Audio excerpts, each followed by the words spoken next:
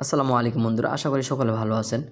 যারা বিকাশ ব্যবহার করি, তো বিকাশ সিমটি যদি হারিয়ে যায় কি করণীয়, বা চুরি হয়ে গেলে হারিয়ে গেলে বা চুরি হয়ে গেলে কি করণীয়, বা নষ্ট হয়ে গেলে এবং বন্ধ হয়ে গেলে কি করণীয়।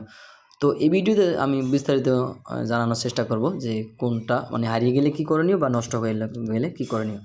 তো যদি আপনি সিমটি হারিয়ে যায় সেক্ষেত্রে আপনার প্রথমত করণীয়, আপনার বিকাশ, যেহেতু এই সিমে বিকাশ খোলা আছে, বিকাশ কাস্টমার কেয়ারে সবার আগে ফোন দিতে হবে।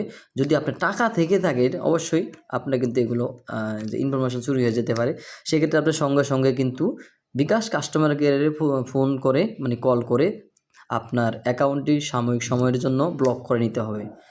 ওদেরকে বললেই হবে যে আমার বিকাশ সিমটি হারিয়ে গেছে, এই সিমটি হারিয়ে গেছে, সেক্ষেত্রে তারা বিকাশ অ্যাকাউন্টটি বন্ধ করে মানে ব্লক করে দিবে সাময়িক সময়ের জন্য। এরপরে দ্বিতীয় নম্বর আপনার করণীয় হয়েছে আপনি সিমটা তুলবেন।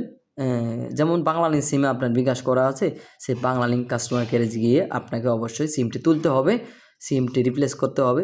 রিপ্লেস করার পর মানে যার নামে অ্যাকাউন্টটি করা, যার নামে সিমটি রেজিস্ট্রেশন করা, তাকে নিয়ে তার এনআইডি নিয়ে বাংলালিংক কাস্টমার কেয়ারে গিয়ে সিমটি রিপ্লেস করে তারপরে আপনি সেখানে *247 ডায়াল করবেন বিকাশের জন্য, চালু করার জন্য।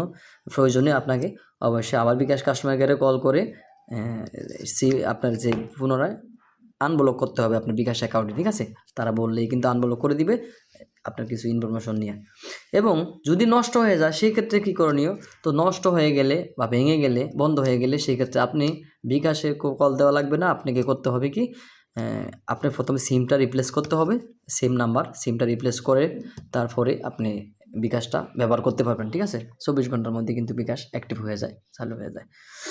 তো আশা করি বুঝতে পারেন যে আসলে যদি হারিয়ে যায় কী করণীয় বা চুরি হয়ে গেলে কী করণীয়। তো এই ছিল আজকে ভিডিওটি শেয়ার করে দিবেন, চ্যানেলটি সাবস্ক্রাইব করে পাশে বেল বাটনটি অন করে দিবেন। অবশ্যই শেয়ার করে দিলে অনেকের উপকারে আসবে। এই নিয়ে অনেকে কিন্তু ভিডিও খোঁজাখুঁজি করে, ঠিক আছে? অনেকে প্রশ্ন করে আমাকে। দয়া করে অবশ্যই ভিডিওটি শেয়ার করে দিবেন আর একটি লাইক দিবেন।